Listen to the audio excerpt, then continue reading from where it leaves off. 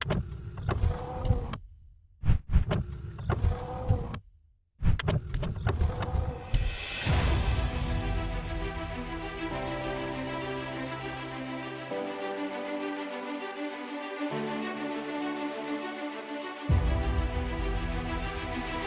शीतकालीन सत्र के दूसरे दिन सदन की कार्यवाही प्रश्नकाल के साथ शुरू हुई। प्रश्नकाल के दौरान कांग्रेस विधायक काजी निजामुद्दीन ने रोजगार के मुद्दों को लेकर सदन में प्रश्न पूछा। साथ ही प्रदेश में बेरोजगारी दर की स्थिति की भी जानकारी मांगी, जिसके जवाब में श्रम मंत्री डॉक्टर हरक सिंह रावत ने कहा कि 7 लाख को नौकरी दी गई है, जिसमें से 1,15,000 से ज्यादा लोगों को आउटसोर्स के माध्यम से और उद्योगों में 5 लाख से ज्यादा लोगों को नौकरी उपलब्ध कराई गई है। यही नहीं, भाजपा सरकार ने कोरोना काल के बाद ज्यादा नौकरियां दी हैं। लेकिन श्रम मंत्री डॉक्टर हरक सिंह रावत के दिए गए जवाब से विपक्ष संतुष्ट नहीं हुआ। वहीं सदन के भीतर ही नेता प्रतिपक्ष प्रीतम सिंह ने बेरोजगारी के मामले पर सरकार की घेराबंदी कर दी। यही नहीं, प्रीतम सिंह ने आरोप लगाया कि सरकार रोजगारों के आंकड़ों के जरिए जनता को गुमराह करने का काम कर रही है। लेकिन इसी बीच रोजगार के आंकड़ों को लेकर सदन के भीतर सत्ता पक्ष और विपक्ष के बीच नोकझोंक भी देखी गई। नेता प्रतिपक्ष ने कहा कि सरकार ने 2020 में 10 लाख लोगों को रोजगार देने की बात कही और फिर मार्च 2021 में 7 लाख लोगों को रोजगार देने की बात कही और आज वर्तमान में फिर 7 लाख लोगों को रोजगार देने की बात कही है। लिखा जा सदन में विपक्ष सत्ता पक्ष के जवाब में अंतुष्ट होकर रोजगार के मुद्दे पर वर्कआउट कर दिया।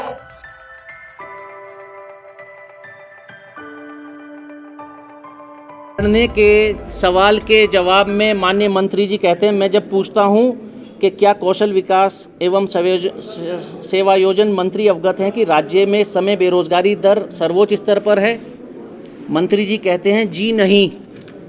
हम अगर इसी को सही मान लें तो जो सदन की संपत्ति ये आंकड़े माननीय नेता प्रतिपक्ष साहब ने रखे कि पिछले साल ये कहते हैं कि 10 लाख रोजगार दिए और इसी साल इसी समय सदन के अंदर माननीय श्रम मंत्री जी कहते हैं कि 7 लाख रोजगार हैं, तो 3 लाख रोजगार घटे। अब या तो वो 10 लाख का आंकड़ा गलत था या ये 7 लाख का आंकड़ा गलत है या ये जी नहीं गलत है।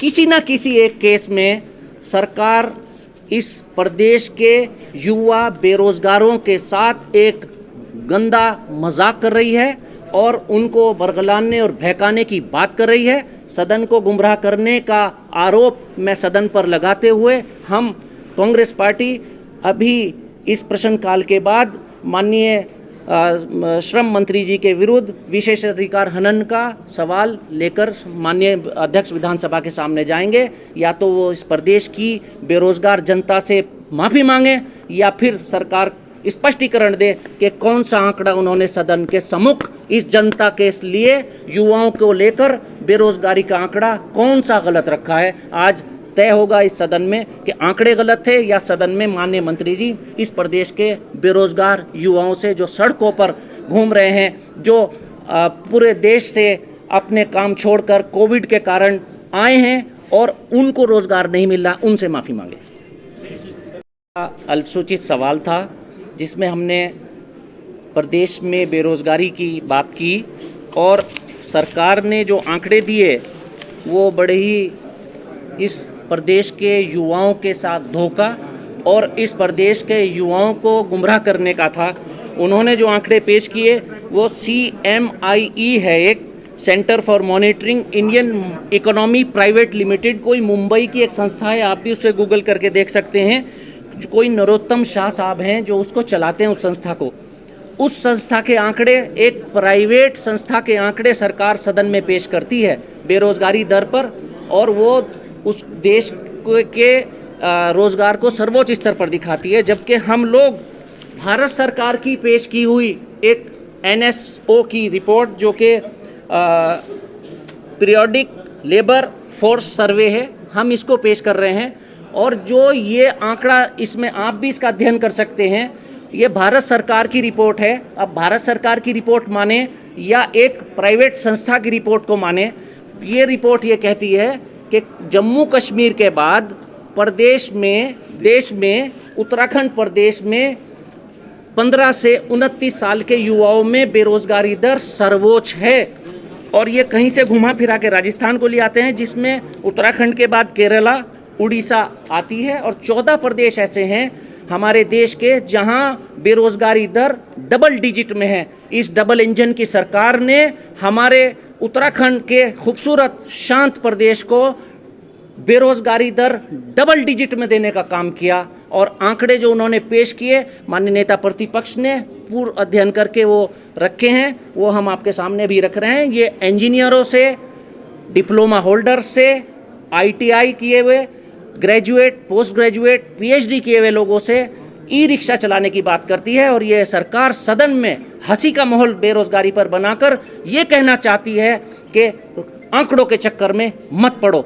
माननीय नेता प्रतिपक्ष साहब ने जो आंकड़े, देखिए, मैं एक बात बहुत साफ कह रहा हूं, कोई कांग्रेस ज्वाइन करने का कोई सवाल नहीं है, क्योंकि हमारी पार्टी, मैं एक बात बहुत स्पष्ट रूप से आपसे कहना चाहता हूं कि माननीय मोदी जी के नेतृत्व में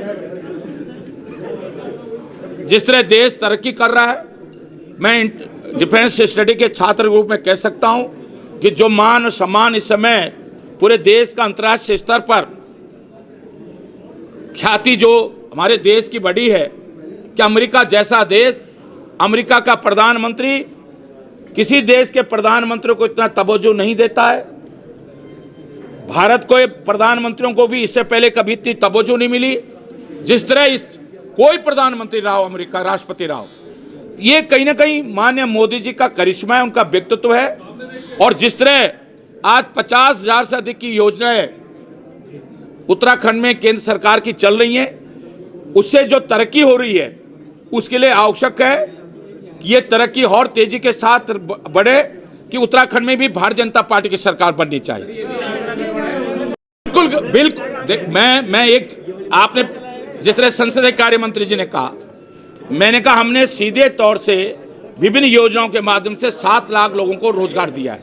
और बाकी मैंने जोड़ना शुरू किया था, मैंने सदन के, आपको ध्यान होगा, बाकी मैंने इसके अलावा जो हमने रोजगार दिया विभिन्न योजनाओं में, जिसमें ई रिक्शा है, मोटरसाइकिल के तहत है, जिन इतने बांस ग्रुप के तहत है, समूह है, उनको अलग से हमने रोजगार दिया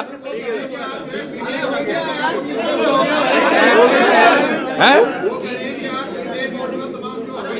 बीटेक वाले को रिक्शा चलाने, मैं एक बात, मैं बिल्कुल एक बात सही कह रहा हूं कि सारे, मैं आपके माध्यम से पूछ रहा हूं, क्या सारे बीटेक को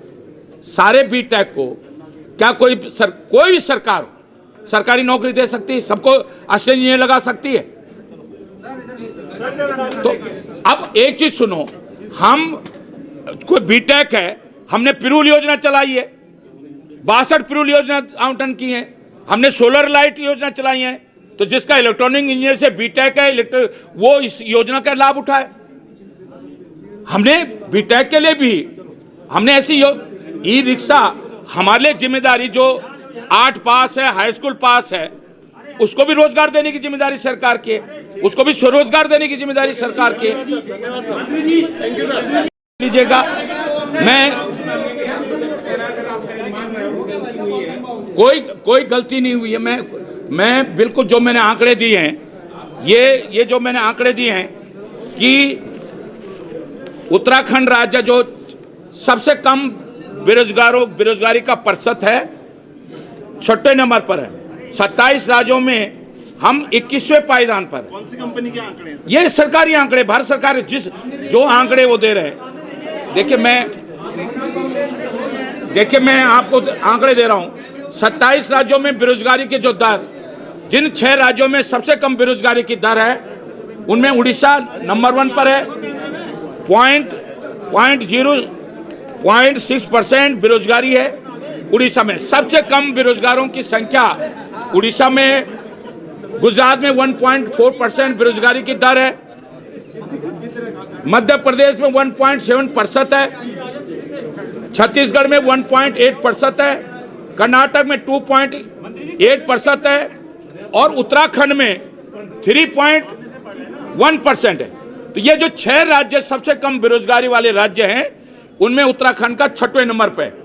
बाकी सारे राज्यों में, जिस तरह मैंने राजस्थान का जिक्र किया है, राजस्थान में जो सबसे अधिक बेरोजगारी वाले राज्य हैं, उनमें हरियाणा, जम्मू कश्मीर और राजस्थान, राजस्थान का 20.4% बेरोजगारी की दर है।